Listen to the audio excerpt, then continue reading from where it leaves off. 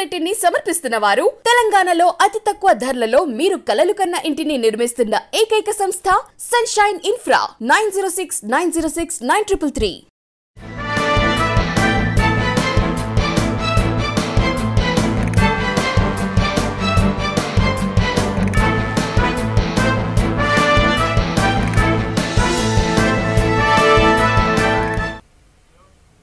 Welcome to beach news. లక్ష్యం సమాజహితం. నేను ఝాన్సీ. బులెటిన్లో ముందుగా హెడ్లైన్స్ చూద్దాం. ఉప ఎన్నికల పోలింగ్ ప్రారంభం. ఉత్కంఠభరితంగా హుజూరాబాద్ ఎన్నిక.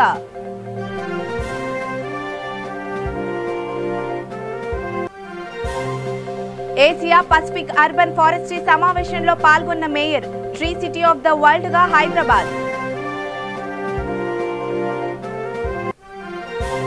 ప్రభుత్వ పాఠశాలను పరిశీలించిన మంత్రి సబిత. హాజరు శాతం పెంచుకోవాలని ఉపాధ్యాయులకు సూచన.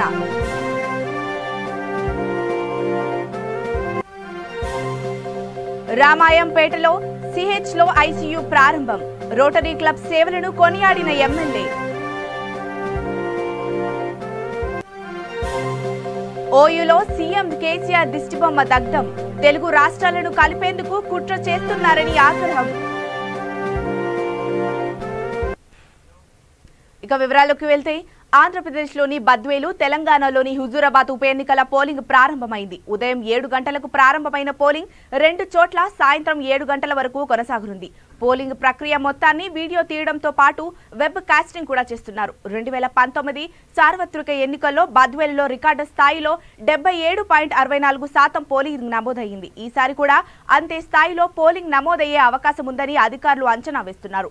ఓటర్లకు ఎలాంటి ఇబ్బంది లేకుండా అధికారులు అన్ని ఏర్పాట్లు చేశారు. మరోవైపు తెలంగాణ వ్యాప్తంగా తీవ్ర ఉత్కంఠంగా ఎదురుచూస్తున్న హుజూరాబాద్ ఉప ఎన్నిక పోలింగ్ కూడా ఈ ఉదయం 7 గంటలకు ప్రారంభమైంది.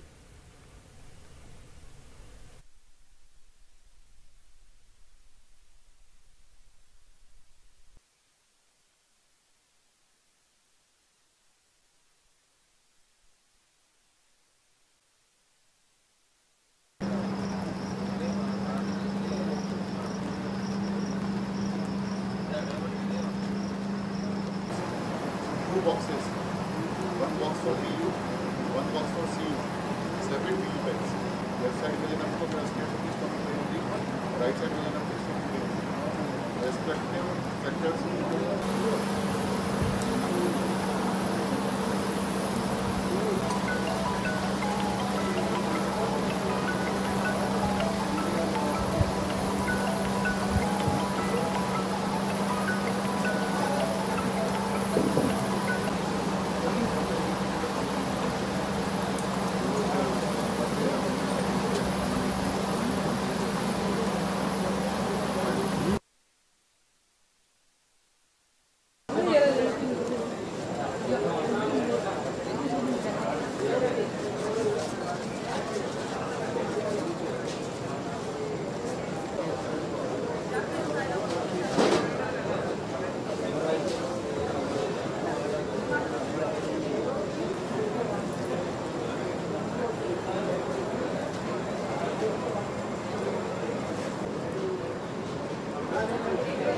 అన్నీ వచ్చినట్టేనా? సీరియల్లో ఉన్నాయా? Okay.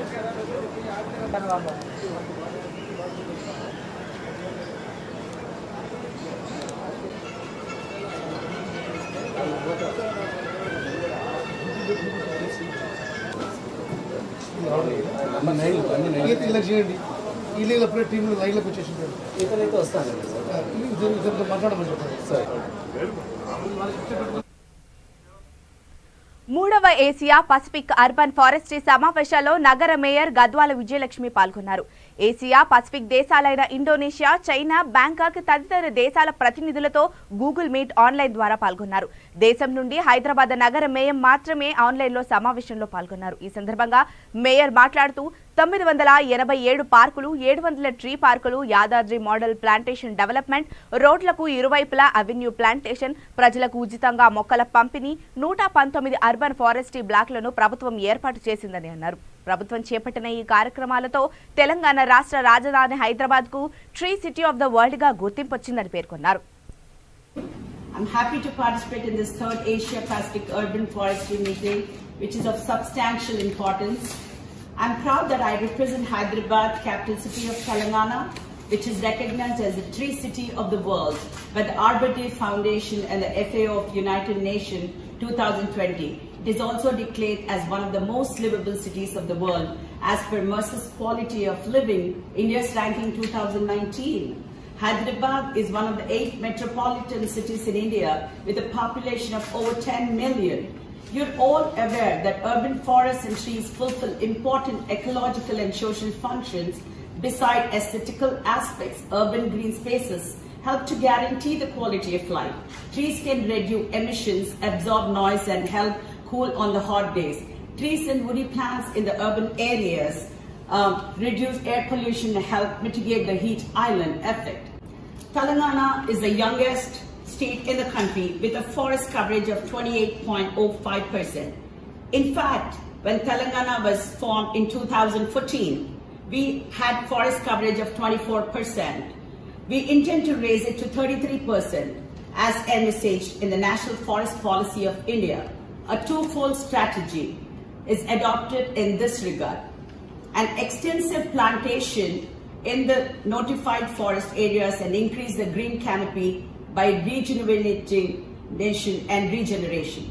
State of Telangana is credited for taking up a massive afforestation program, namely Harita Haram, Green Garland, a flagship program, Flagcation Works. In conclusion, I once again assert that afforestation is a people's movement with government care. Therefore, public participation is vital for its success. That is where the role of Greater Hyderabad Municipal Corporation becomes important. Thank you very much. A very, very impressive presentation, and I really congratulate you on the great efforts the city is making. And congratulations, of course, for being the first tree. Vikarabad జిల్లా పరిగి పట్టణంలోని బాలికలు ఉన్నత పాఠశాలను రాష్ట్ర విద్యాశాఖ మంత్రి P Sabitha Indra Reddy ఆకస్మికంగా సందర్శించారు. విద్యార్థులతో మాట్లాడి పలు విషయాలు తెలుసుకున్నారు. లాక్డౌన్ అనంతరం ప్రత్యక్ష తరగతుల నిర్వహణపై విద్యార్థులను అడిగి తెలుసుకున్నారు. విద్యార్థుల హాజరు శాతం పెంచుకోవాలని ఉపాధ్యాయులకు సూచించారు. అన్ని రకాల కోవిడ్ నిబంధనలు తప్పనిసరిగా పాటించాలని ఆదేశించారు. ప్రతి విద్యార్థి మాస్కులు ధరించాలని, శానిటైజర్లు వాడాలని చెప్పారు. మంత్రి వెంట MLA Koppula Mahesh Reddy, Chevella MLA Kale Yadaiah, DCCB chairman P Manohar Reddy, జిల్లా గ్రంథాలయ chairman Muralikrishna, municipal chairman Kunda Ashok పాల్గొన్నారు.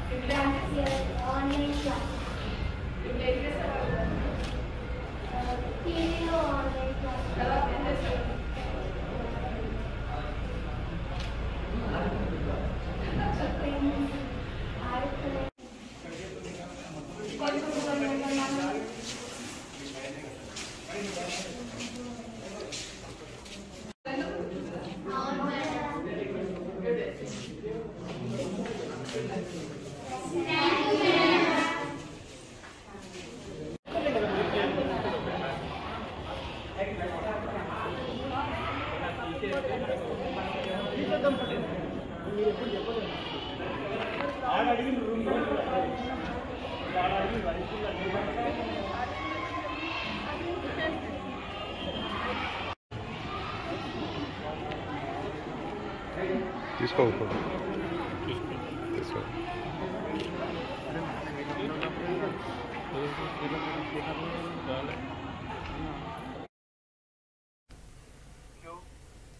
నిరుపేదలకు కార్పొరేట్ స్థాయి వైద్యం అందించాలనే సంకల్పంతో పనిచేస్తున్న రోటరీ క్లబ్ సేవలు అభినందనీయమని మెదక్ ఎమ్మెల్యే పద్మా దేవేందర్ రెడ్డి అన్నారు. మెదక్ జిల్లా రామాయంపేట ప్రభుత్వం కమ్యూనిటీ హెల్త్ సెంటర్లో రోటరీ హైదరాబాద్ ఈస్ట్ ఆధ్వర్యంలో ఏర్పాటు చేసిన 12 పడకల ఐసీయూ యూనిట్ను ఎమ్మెల్యే ప్రారంభించారు. ఎన్ఆర్ఐ పాకల రాజురావుతో పాటు పలువురు ఎన్ఆర్ఐలు రోటరీ క్లబ్ ద్వారా 40 లక్షల రూపాయలతో ఈ ఐసీయూ యూనిట్ను ఏర్పాటు చేశారు. ఈ కార్యక్రమంలో జిల్లా వైద్యాధికారి doctor Venkateswararao, Rotary Club of Hyderabad east district governor Prabhakar, assistant governor Sirisha, PDG Giri, ప్రజా ప్రతినిధులు పాల్గొన్నారు.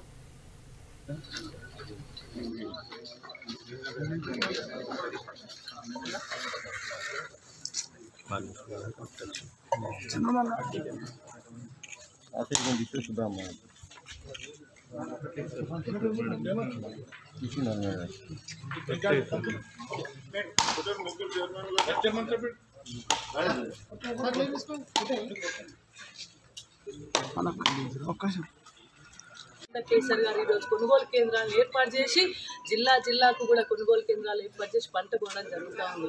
అంటే చిత్తశుద్ధి గల వ్యక్తి గౌరవ కేసీఆర్ గారు. కాబట్టి దాన్ని రైతుని ఇబ్బందికరమైన పరిస్థితుల్లోకి నెట్టే ప్రభుత్వం బీజేపీ ప్రభుత్వం, కేంద్ర ప్రభుత్వం. మరి అలాంటి దీక్షలు మానండి, దొంగ దీక్షలు మానండి. రైతు పంట చేతికి వచ్చే ముందే దీక్ష చేస్తే మీకేమన్నా ఏమన్నా ఎన్నికలలో ఏమన్నా రాజకీయం చేయడం కోసం అది ఉంటుండేమో. కేవలం రాజకీయ దీక్షలు చేస్తున్నట్టు, రైతు మీద ప్రేమతోని కాదు. రైతు మీద ప్రేమతో దీక్ష చేస్తే వేరే రకంగా ఉంటుంది. రాజకీయ దీక్షలు చేస్తుండ్రు, ఎన్నికల దీక్షలు చేస్తుండ్రు. పంట కొనుగోలు కేంద్రాలు అనేవి 6 సంవత్సరాలుగా కేసీఆర్ గారు పంట కొనుగోలు కేంద్రాలు ఏర్పాటు చేసి పంటను కొంటూనే ఉన్నాడు. ఆల్రెడీ ఒక 10 రోజుల క్రితమే కొనుగోలు కేంద్రాలు కూడా ప్రారంభమైనాయి. ఇప్పుడు ఎందుకు దీక్షలు? అంటే కేవలం డ్రామాలు, రాజకీయాల కోసం, ఎన్నికల కోసం డ్రామాలు చేసేది బీజేపీ పార్టీ. కేంద్ర ప్రభుత్వం కొనాల్సిన బాధ్యత, కేంద్ర ప్రభుత్వం ఎఫ్సిఐ ద్వారా పంటను కొనాల్సిన బాధ్యతను తప్పించుకొని కేంద్ర ప్రభుత్వం కొనకుండా దీక్షలు చేస్తూ ఆ బాధ్యత వాళ్ళు మోయకుండా రాష్ట్ర ప్రభుత్వాల మీద రుద్దే ప్రక్రియ మొదలు పెడతా ఉన్నారు వాళ్ళు.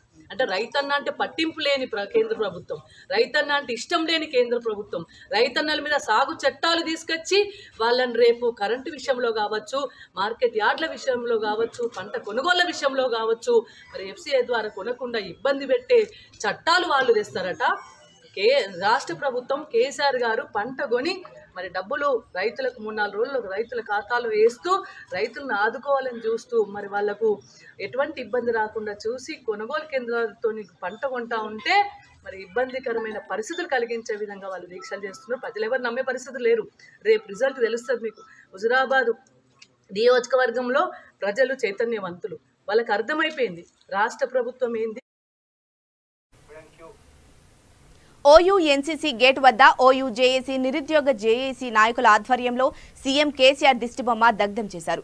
తెలంగాణ, ఆంధ్ర రాష్ట్రాలను కలపాలని సీఎం కేసీఆర్, జగన్లు కుట్ర చేస్తున్నారని వారు ఆరోపించారు. తెలంగాణ రాష్ట్ర సమితి నిర్వహించిన ప్లీనరీలో తెలంగాణ తల్లి విగ్రహానికి బదులు తెలుగు తల్లి విగ్రహాన్ని పెట్టి అమరవీరుల త్యాగాలను కేసీఆర్ కించపరిచారని మండిపడ్డారు. తెలంగాణలో వైఎస్ షర్మిల పాదయాత్ర రద్దు చేయాలని డిమాండ్ చేశారు. खबरदार केसीआर, खबरदार खबरदार, खबरदार केसीआर, खबरदार खबरदार, खबरदार केसीआर, खबरदार खबरदार. सिक्कु सिक्कु विडिपोयिन आंध्र तेलंगाणनि कलपाలని వ్యాఖ్యలు చేయడం సిగ్గు సిగ్గు. खबरदार केसीआर, जगन जगन नाटकం. खबरदार खबरदार, खबरदार जरा लेवकर खबरदार केसीआर, खबरदार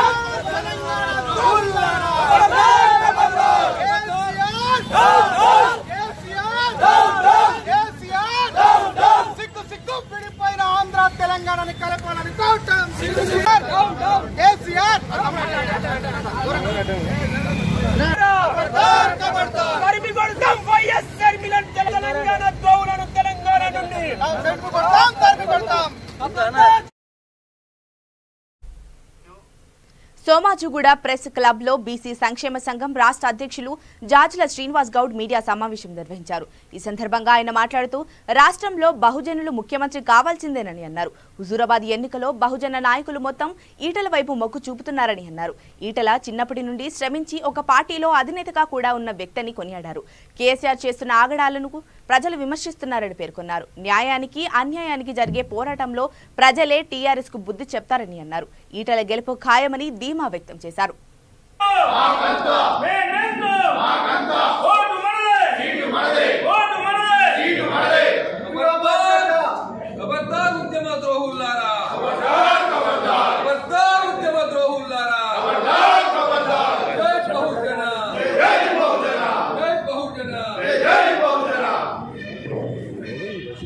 గెలుస్తుందా? ఈ హుజురాబాద్లో ఎవరికి స్థానం ఇస్తారు? హుజురాబాద్ ప్రజలు ఎక్కడ వైపు ఉన్నారు? హుజురాబాద్లో ఎస్సీ ఎస్టీ బీసీ మైనార్టీలు ఎవరి పక్షాన ఉన్నారనే పెద్ద చర్చ జరుగుతున్నది. కానీ ముమ్మాటికి 1000% సకల జనులంతా ఇలా అధర్మానికి ఇలా అన్యాయానికి వ్యతిరేకంగా ఉన్నారు. సకల జనులంతా దగాపడ్డ అదేవిధంగా మోసపోయి అణచివేయబడ్డ బీసీ పక్షాన్నే ఉంటారు. ఆ బహుజన బిడ్డడే మన ఈటల రాజేందర్ గారు అని చెప్పి సందర్భంగా తెలియజేస్తున్నాం. వారు పూలే అంబేద్కర్ల ప్రతిరూపమే ఈటల రాజేందర్ గారు. బాల్యం నుంచే ప్రగతిశీల ఉద్యమాలు ఉన్నాడు, అదేవిధంగా రిజర్వేషన్ల ఉద్యమాలు ఉన్నాడు, అదేవిధంగా తెలంగాణ ఉద్యమంలో చాలా క్రియాశీలకంగా పనిచేశాడు. సకల జనుల ఉద్యమం కావచ్చు, రైలు రోకోలు కావచ్చు, కేసులు కావచ్చు, జైళ్ళకు కావచ్చు ఎన్నోసార్లు పోరాటం చేశారు. అట్లాంటి నాయకుని మీద అవినీతి మరకలేసి అన్యాయంగా గెంటేస్తే, అన్యాయంగా ఆయనను రాజకీయంగా చేస్తే మీ పదవి నా గడ్డిపోతుతో సమానం. ప్రశ్నించే తత్వం లేనప్పుడు, స్వేచ్ఛ లేనప్పుడు మీ పార్టీలో ఉండలేనని చెప్పి వారు ఖచ్చితంగా బయటికి వెళ్ళి టీఆర్ఎస్ పార్టీ ఉన్నటువంటి ఎమ్మెల్యే పదవిని ఆత్మగౌరవ నినాదంతో రాజీనామా చేశాడు. కాబట్టి ఇక్కడ జరుగుతున్నటువంటి ఎన్నికలు 2 పార్టీల మధ్యనో 2 వ్యక్తుల మధ్యనో జరుగుతున్న ఎన్నికలు కాదు. ఇది ఆత్మగౌరవం అహంకారం మధ్యన జరుగుతున్నటువంటి ఎన్నికలు. కాబట్టి ఈ ఆత్మగౌరవం పక్షానే సబ్బండ కులాలు, ఎస్సీ ఎస్టీ బీసీ మైనార్టీలు ఉంటారు తప్ప అహంకారంతో ఉండరు. ఖచ్చితంగా కేసీఆర్ గారు ఇంకా కేసీఆర్ గారికి ఓటేస్తే నేను ఇంకా 20 ఏళ్ళు ముఖ్యమంత్రి ఉంటాను. అంటే 60% ఉన్నోళ్ళు 30 ఏళ్ళు ముఖ్యమంత్రి అయితే 90% ఉన్నోళ్ళు 30 ఏళ్ళు నీకు ఓట్లు వేసుకుంటా, జిందాబాద్లు కొట్టుకుంటా, జెండాలు మోసుకుంటూ ఉండాలనా? బహుజనుడు ఈ రాష్ట్రంలో బహుజనుడు ఖచ్చితంగా ముఖ్యమంత్రి కావాల్సిందే. మన హరీష్ రావు గారు అంటారు ఈటల రాజేందర్ గారు కుట్ర పన్నాడు, కుట్ర చేసిండు, అదేవిధంగా వెన్నుపోటు పొడవాలని చూసిండు. నాయన వెన్నుపోటు పొడిచేది మేం కాదు, వెన్నుపోటు మీ విద్యనే, ఆ విలువ మీకే తెలుసు. వెన్నుపోటు పొడవాల్సిన అవసరం లేదు. అయినా కూడా ఒక బహుజనుడు ముఖ్యమంత్రి కావద్దా? ఓ బీసీ ముఖ్యమంత్రి కావద్దా? ఎల్లకాలం మీరు యావజ్జీవ ముఖ్యమంత్రి అవుతారా? ఓ ఈటల రాజేందర్ హుజురాబాద్ గడ్డ మీద పుట్టినటువంటి ఈటల రాజేందర్ ఎందుకు ముఖ్యమంత్రి కాకూడదు? ఖచ్చితంగా 2023లో ముఖ్యమంత్రి అయ్యేటువంటి అవకాశం ఉన్నది. ఓ బీసీ ఎస్సీ ఎస్టీలకు అవకాశం ఉంది. కాబట్టి సబ్బండ వర్గ కడప జిల్లా ప్రొద్దుటూరు పట్టణంలో పోలీసు అమరవీరుల సంస్కరణ వారోత్సవాలు ఘనంగా నిర్వహించారు. ప్రొద్దుటూరులోని కళాశాల, పాఠశాల విద్యార్థులకు ఆయుధాల ప్రదర్శన నిర్వహించారు. ఆయుధాలు ఎలా ఉపయోగిస్తారు, స్టేషన్ నుంచి మరో స్టేషన్ కి కమ్యూనికేషన్లు ఎలా ఉంటుందో విద్యార్థులకు డీఎస్పీ అవగాహన కల్పించారు. వాళ్ళకి మనం దెంగులు వచ్చే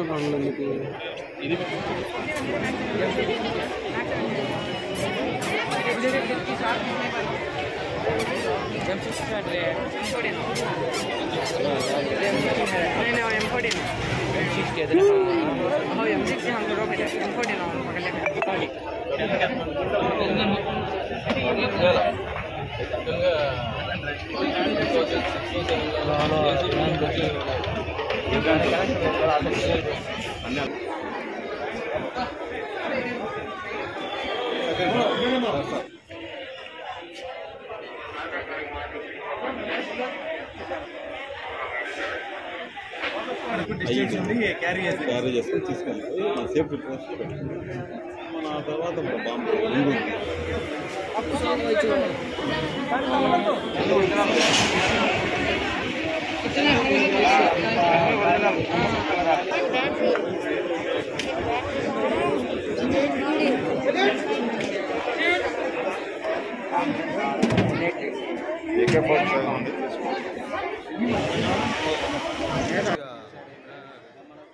చూడండి అని చెప్పి కదా ఫోటోలు ఎందుకు తీయించినారంట ఫోటోలు లేవు పట్టుకొని చూడొచ్చు. ఈరోజు ప్రొద్దుటూరు పట్టణంలో ఈ 2 టౌన్ పోలీస్ స్టేషన్ పరిధిలో మా ఎస్పీ సార్ గారి ఆధ్వర్యంలో డిఎస్పీ గారి పర్యవేక్షణలో పోలీస్ అమరవీరుల దినోత్సవంలో భాగంగా ఈ ఓపెన్ హౌస్ కార్యక్రమాన్ని 2 టౌన్ పోలీస్ స్టేషన్ ఆవరణలో ప్రదర్శించడం జరిగింది. ఇందులో ఈ ప్రొద్దుటూరు పట్టణము పరిసర ప్రాంతాల్లో ఉన్న కళాశాల, స్కూలు విద్యార్థులందరూ పాల్గొనడం జరిగింది. దాంట్లో ఈ పోలీస్ స్టేషన్లో ఉన్న ఆయుధాల గురించి ఏ విధంగా ఉపయోగిస్తారో వాటి ఫంక్షన్ తెలియజేయడం జరిగింది. దీనివల్ల ఎందుకంటే చదువుకుండే కాబోయే రేపటి పౌరులకు ఎంతో ఉపయుక్తంగా ఉంటుందని మా రాజేంద్రనగర్ సర్కిల్ పరిధి ఆరంగఢ్ చౌరస్తాలో పోలీసులు సైబర్ నేరగాళ్ల పట్ల అవగాహన కల్పించారు. సైబరాబాద్ కమిషనర్ ఆదేశాలతో సైబర్ నేరాల సామాన్యులకు వివరించారు. బ్యాంక్ అధికారులు ఎప్పుడూ బ్యాంక్ ఖాతాదారులకు ఫోన్ చేయరని, బ్యాంక్ అధికారుల పేరిట ఎలాంటి ఫోన్లు వచ్చినా నమ్మవద్దని సూచించారు. ఎవరైనా ఆకతాయిలు ఫోన్ చేసి వివరాలు అడిగితే సమీపంలోని పోలీస్ స్టేషన్లో ఫిర్యాదు చేయాలని సూచించారు. సైబర్ నేరగాళ్ల పట్ల అప్రమత్తంగా ఉండాలని తెలిపారు.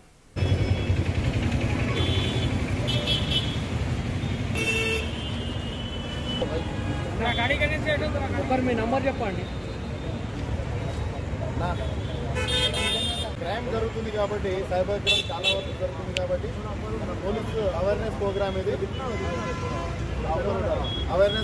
ఇది ఎందుకంటే మన బ్యాలెన్స్ సంబంధించింది అకౌంట్ నెంబరే కానీ, పిన్ నెంబరే కానీ, ఏటీఎం సంబంధించిన కోడ్ నెంబరే కానీ అటువంటి ఏది చెప్పకూడదు. ఏ బ్యాంక్ నుంచి వాళ్ళు కాల్ చేయరు, మనం వాళ్ళకి రిటర్న్ చెప్పకూడదు. ఎందుకంటే సైబర్ క్రైమ్ సంబంధించింది మనకు సైబర్ నేరగాళ్ళు మన బ్యాంకు ఖాతా నెంబర్ దొరికించుకొని వాళ్ళు మన ఫోన్ నెంబర్ దొరికించుకొని ఫోన్ చేస్తూ ఉంటారు.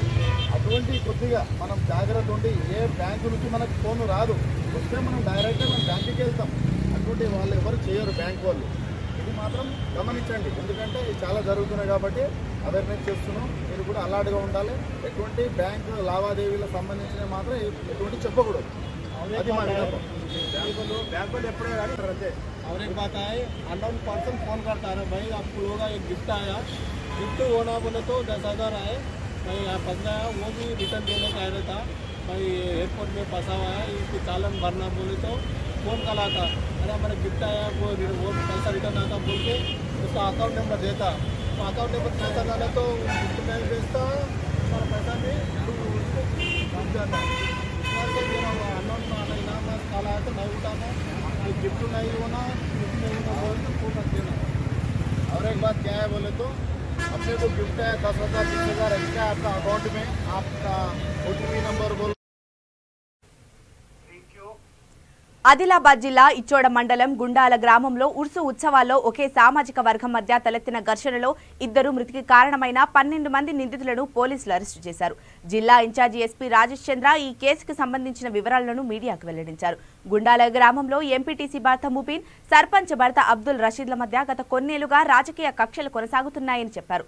27న గ్రామంలో ఉర్సు ఉత్సవాలను నిర్వహిస్తున్నామని అబ్దుల్ రషీద్ వర్గం అనుమతి ఇవ్వాలని దరఖాస్తు చేసుకోగా పోలీసులు నిరాకరించారని, ఉల్లంఘనలు అతిక్రమించి సర్పంచ్ వర్గం డీజే సిస్టమ్ ర్యాలీ నిర్వహించగా ఎంపీటీసీ వర్గం వారు అడ్డుకోవడంతో ఘర్షణ తలెత్తినట్లు వివరించారు. దాడులకు పాల్పడిన నిందితులను పోలీసులకు ముందు లొంగిపోయారని, ఇంకా కొందరు పరారీలో ఉన్నారని చెప్పారు. సేమ్ ఫ్యామిలీస్ వాళ్ళంతా కూడా ఒక జనరేషన్ ముందుకు వెళ్తే మొత్తం చుట్టాలి. ఇందులో 2 వర్గాలుగా వాళ్ళు ఫామ్ చేసుకొని గత కొంతకాలంగా వాళ్ళకు చిన్న చిన్న గొడవలు రావడం అనేది జరుగుతూ ఉన్నాయి. 27వ తారీఖు రోజు వారు ఉర్స్ ఫెస్టివల్ భాగంగా ఒక సెలబ్రేషన్ చేసుకుంటామని చెప్పేసి పోలీస్ వారి కోసం పర్మిషన్ కోసం అప్లై చేయడం జరిగింది. అది పోలీస్ వాళ్ళు రిజెక్ట్ కూడా చేసినారు.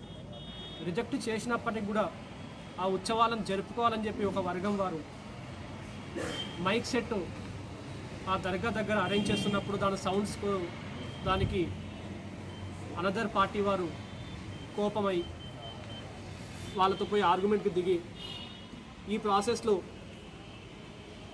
ఈ ఏదైతే సర్పంచ్ వాళ్ళ హస్బెండ్ లీడ్ చేస్తున్న ఒక వర్గం ఉందో ఆ వర్గం వారు ఈ అదర్ వర్గాల ఇళ్ళల మీద దాడి చేసి స్టోన్ పెల్టింగ్ చేసుకుంటూ అందులో ఉన్న వ్యక్తుల మీద దాడి చేసుకుంటూ వాళ్ళని తరమడం జరిగింది.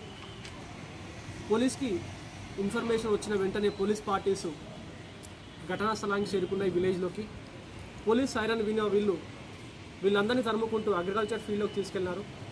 అక్కడ కర్రలతో, కత్తులతో అండ్ గుడ్డలతోటి ఆ పర్సన్స్ మీద అటాక్ చేయడం జరిగింది. ఈ ప్రాసెస్లో జహీరుద్దీన్ వయసు సుమారు 55 నుంచి 60 ఏళ్ళు ఉంటుంది. అతడు స్పాట్లో చనిపోవడం జరిగింది. అతని తమ్ముడు షేక్ జాహా, అతను కూడా సుమారు 45 నుంచి 50 ఏళ్ళ వయసు ఉంటుంది. అతను కూడా స్పాట్లో చనిపోవడం జరిగింది. ఇంకో వ్యక్తి సిరాజ్, అతన్ని కూడా తీవ్రంగా గాయపరచడం జరిగింది. పోలీసు వారు జనగామ జిల్లా కలెక్టరేట్ ఎదుట తెలంగాణ రైతు సంఘం జిల్లా కమిటీ ఆధ్వర్యంలో నిరసన చేపట్టారు. రైతుల ధాన్యానికి మార్కెట్ యార్డులో మద్దతు ధర కల్పించాలని నేతలు డిమాండ్ చేశారు. మార్కెట్ యార్డులో కొనుగోలు కేంద్రాలు ఏర్పాటు చేయాలని కోరారు. జిల్లాలో వరి పంట కోతలు ప్రారంభమైనా కొనుగోలు ప్రారంభించలేదని అన్నారు. వెంటనే ధాన్యం కొనుగోలు కేంద్రాలు ఏర్పాటు చేయాలని డిమాండ్ చేశారు.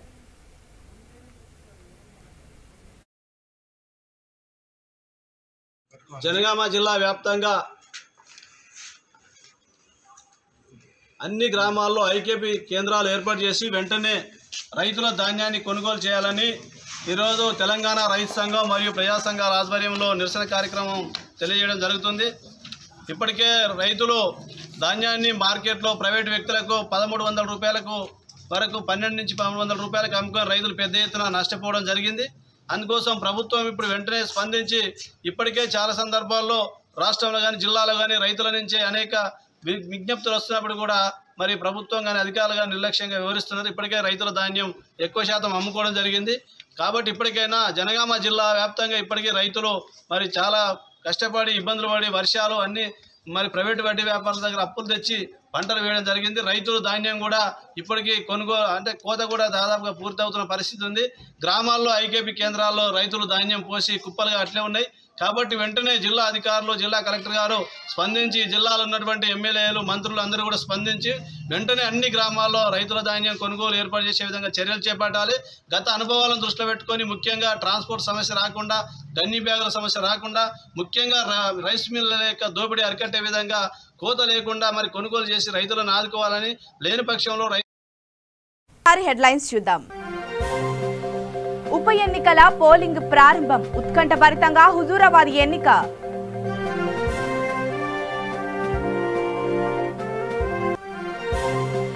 ఏసియా పసిఫిక్ అర్బన్ ఫారెస్ట్రీ సమావేశంలో పాల్గొన్న mayor, tree city of the world గా హైదరాబాద్.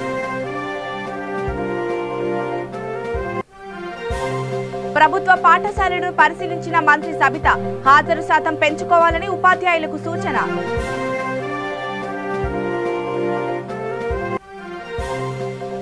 రామాయంపేటలో సిహెచ్లో ఐసీయూ ప్రారంభం, రోటరీ క్లబ్ సేవలను కొనియాడిన ఎమ్మెల్యే. ఓయూలో సీఎం కేసీఆర్ దిష్టిబొమ్మ దగ్ధం, తెలుగు రాష్ట్రాలను కలిపేందుకు కుట్ర చేస్తున్నారని ఆగ్రహం.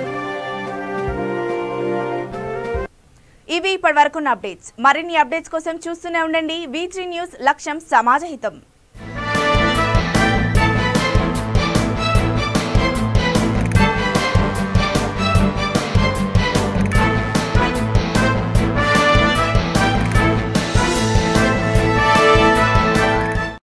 ఈ బులెటిన్ ని సమర్పించిన వారు తెలంగాణలో అతి తక్కువ ధరలలో మీరు కలలు కన్న ఇంటిని నిర్మిస్తున్న ఏకైక సంస్థ సన్షైన్ ఇన్ఫ్రా. 9069069333.